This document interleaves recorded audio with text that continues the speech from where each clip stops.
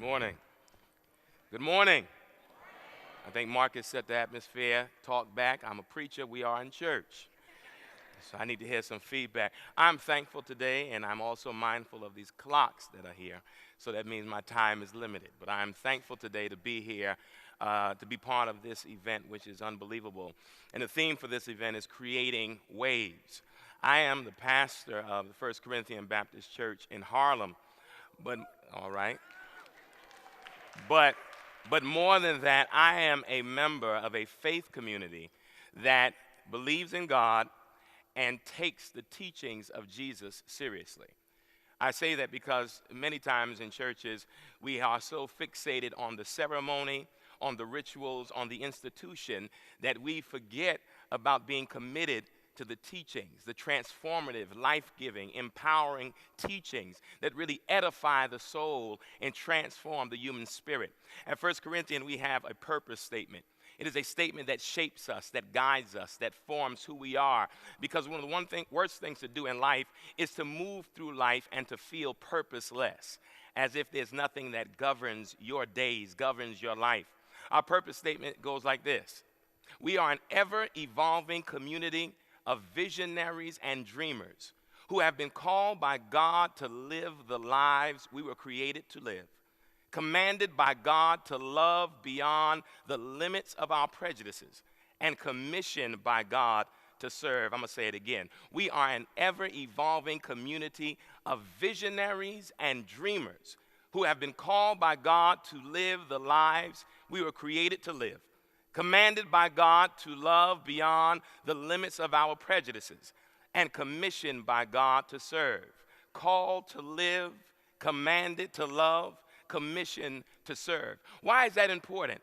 Because there are people who you will come in contact with who are unaware completely of why they are here, the space they occupy. That many of us, some of us, have a tendency, as I heard one speaker say, to wake up in the morning with that little bit of sadness and not knowing why that sadness is there. And sometimes that sadness is there because we are not doing what we have been destined, shaped, created, ordained to do. So that the sadness we experience can be alleviated the minute we recognize not only who we are, but why we are. Right? So that we understand we have a divine purpose to our being. We are called to live the lives we are created to live. And not only called to live, but then this world is already so bombarded with mean-spiritedness and people who have lost hope in love, that the second piece is that we are commanded to love, but not just love in your comfort zone, because that is easy. It is easy to love those whom you feel are lovable. It is hard to love those whom you deem unlovable. And so the love cannot be parochial. It cannot be limited. Love beyond the limits of your prejudices. That means that where you find it difficult to show love, you push past that point, push past that place, and begin to not just speak love, but to embody love. Because nothing is worse to me than love theorists, but persons who forget to embody love. Love beyond the limits of your prejudices. And then commission to serve. Because not only are we bombarded by mean-spiritedness, but we're also bombarded by selfishness, a rugged individualism that eats away at the fabric of our great society. Because we are so consumed with how I can get and what I can receive, we forget that we are part of communities of individuals, human beings. And so at some point, you must look beyond the scope of your own narrowness and see that you are also called to serve others.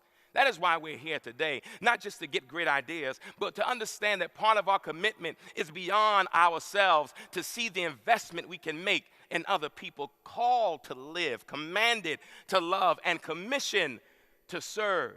Why? Because whether you know it or not, sitting here in Riverside Church on this Tuesday, creation is waiting for you to recognize who you are. Creation is waiting for you to anticipate and accept the fullness of who you are. I often think to myself that creation is waiting on tiptoe for the day when you recognize the power and the potential that lies within you. Not only actualized potential, but many of us sitting here today are living with unactualized potential. Things we have not tapped into, abilities we have not recognized, resources that are inherent to who we are that we have not yet touched. Maybe because someone said you could not or would not. Maybe because someone placed a limit above your possibilities and you accepted the limitations. And not only did you accept the limitations, but then you internalized them. So no longer were you a person who could not do. You became a person who believed your whole life was about what you could not and never accepted what you could do. Which means you lost something that is valuable to me. It is called this, and I'll be here quickly, a passion for what is possible. The former pastor of this great church, William Sloane Coffin, wrote a book entitled A Passion for the Possible. And he reminded us that all of us who have wonderful ideas, who are innovative thinkers, who are people who believe not in what is but what can be, must all enlist ourselves in a rebellion, to rebel and enlist in the fight, in the abolition of the impossible. At some point, we have to believe that when people say what can't be done, something internally pushes you past that place to believe in what can be. A passion for the possible. And then, why we're here, a commitment, a radical commitment to creativity. One of the worst things I think also that I see are people of faith, who claim to believe in a God of the universe, a God who creates all, shapes all. And we who are the manifestations of the God who creates all, shapes all, the living, breathing embodiments of a living, breathing God who creates all and shapes all. And that creative God who creates all of this diversity that we see today, then those of us who are manifestations of that great creator lose our commitment to creativity. And we stop imagining. And we then begin to fall in sometimes to prescribed areas of expectation that do not take account of our gifts or our creativity. Do you have that commitment to creativity today? I dare say you do. This is why you are here. A commitment to think outside of the box and to think beyond the traditions and to think beyond sometimes the limitations of institutionalized creativity. And to unleash the creative passion that is in you, a passion for the possible, a commitment to creativity, and then lastly, listen to this, a hunger for healing. Something in you has to want to alleviate the plight of millions of people who live on this planet but do not live as comfortably as you do.